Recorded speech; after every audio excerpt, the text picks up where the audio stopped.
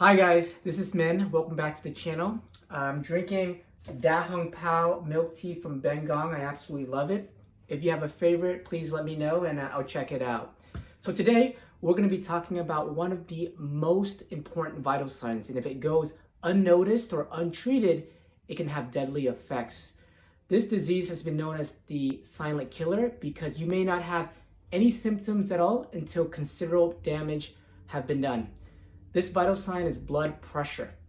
If you have high blood pressure for months and years, you may not know it at all, but your organs inside your body can definitely detect it and it does not like it at all. Over time, it causes changes to your blood vessel, and this can increase the risk of heart attack, stroke, kidney damage, and even blindness from retinopathy. So what should you do?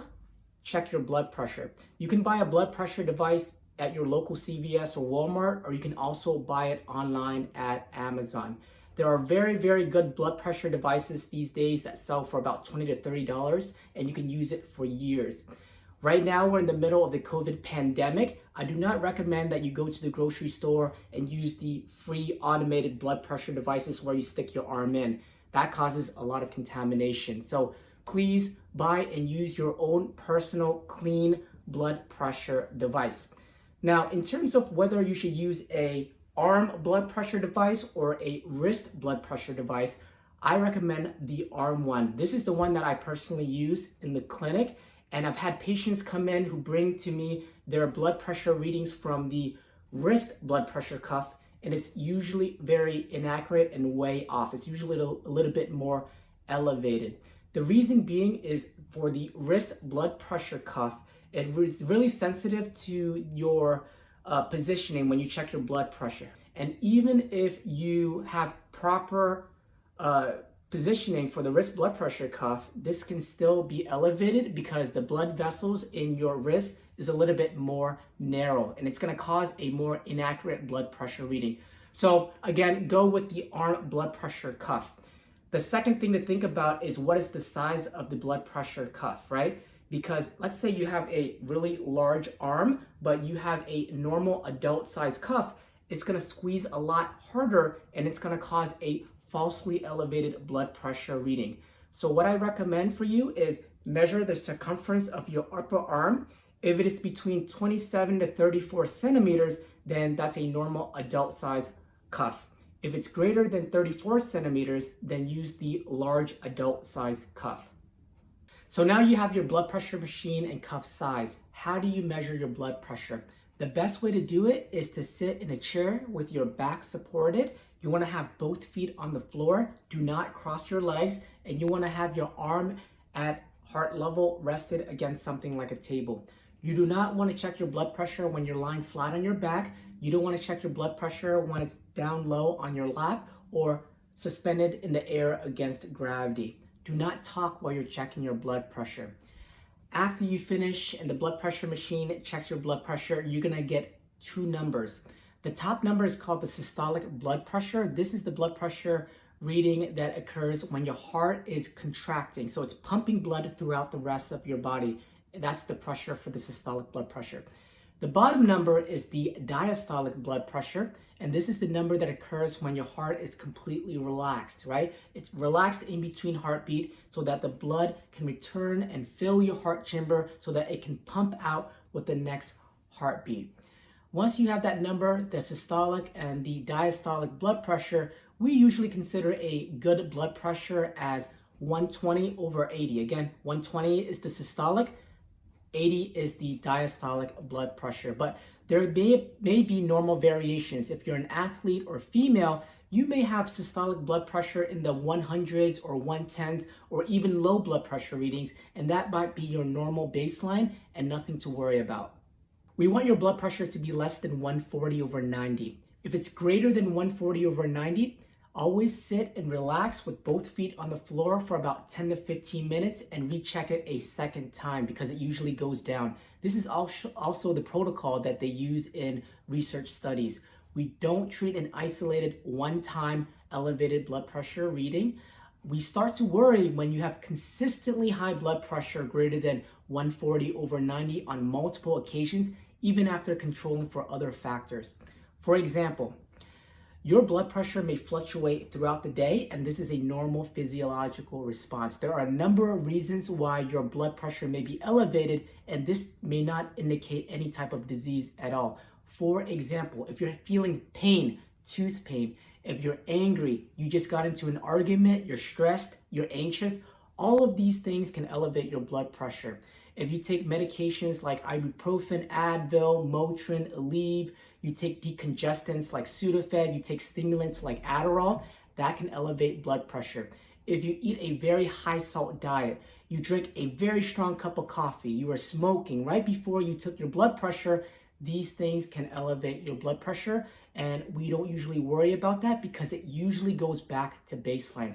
This is the reason why when you go to your doctor's office and you check your blood pressure, it may be elevated the first time, but when the visit is over and you check it at the end of the visit, it usually goes down. Studies have actually shown that the first blood pressure is inaccurate more times than not.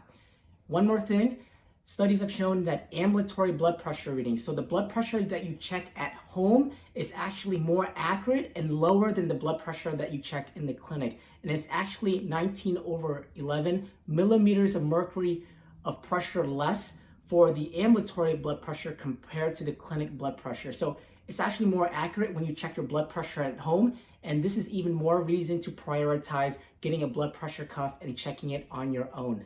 Now, remember, your goal blood pressure is less than 140/90, and the definition of hypertension, right? So hypertension is the medical definition for chronic high blood pressure as a disease. Occurs when your blood pressure is greater than 140/90, and if this is the case, your physician may ask you to start blood pressure medications. Before doing so, though, your doctors may want to check for labs to rule out other causes for high blood pressure, including kidney disease, diabetes causing diabetic nephropathy, or thyroid disease. Now, a lot of cases of high blood pressure can be due to genetics, or it can be due to benign essential hypertension where there is no known cause. But being overweight or obese can definitely increase your risk of blood pressure and hypertension, and by losing weight, you can reverse hypertension. Another cause of high blood pressure would be sleep apnea, where you're not getting a lot of oxygen when you're sleeping at night, and then this can also increase blood pressure. If you are already on a lot of blood pressure medications and your blood pressure is still not well controlled, then your doctor may look for secondary causes of high blood pressure, such as Cushing's disease, hyperaldosteronism, pheochromocytoma, renal artery stenosis. These are rare causes, but your doctor may check for these conditions. The treatment of high blood pressure include weight loss, exercise, diet, and if necessary, then medications. For exercise, we recommend 150 minutes of moderate intensity exercise per week. When we say moderate intensity, I usually think of things that elevate your heart rate and makes you sweat. You can do fast walking, you can do jogging, biking, elliptical, you can play sports, anything that gets your body moving, your heart pumping, and also allows you to sweat. For the diet, we want to really emphasize the low salt in your diet, increasing vegetables and fruits, eat whole grains. All of these things are beneficial, and you can check out the DASH diet, DASH, or the Mediterranean diet. These are fantastic diets that you can check out to help lower your blood pressure.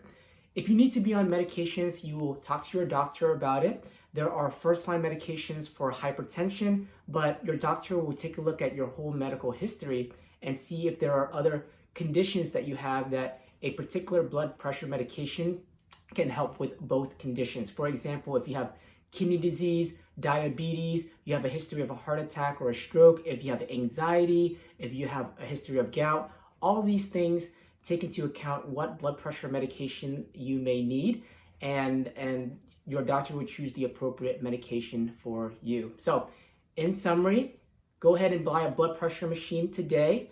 Check your blood pressure. If it is less than 140/90, that's great. And you can just check your blood pressure once a week and make sure that it's steady. If it's greater than 140/90, always relax, sit for about 10 to 15 minutes with your feet on the floor and recheck your blood pressure a second time. If it goes down, then you're done. If it is still high, then what you're gonna do is you're gonna repeat your blood pressure, keep a log for about a week, and if you see persistently high blood pressure after a week, then talk to your doctor about it, and you may need additional evaluation and medications. Remember, it is not one isolated blood pressure reading that worries us. It's a consistent pattern, because if you don't know your blood pressure and your blood pressure is consistently high for months and years and you don't know it, your organs don't like it, and this can lead to heart attack, stroke, and other issues, kidney failure, things like that. So very important for prevention. Go ahead and check your blood pressure today. That's all I have. And if you like this video and you found it helpful, please click the like button. And if you want to see more videos like this, please press the subscribe button. Thank you.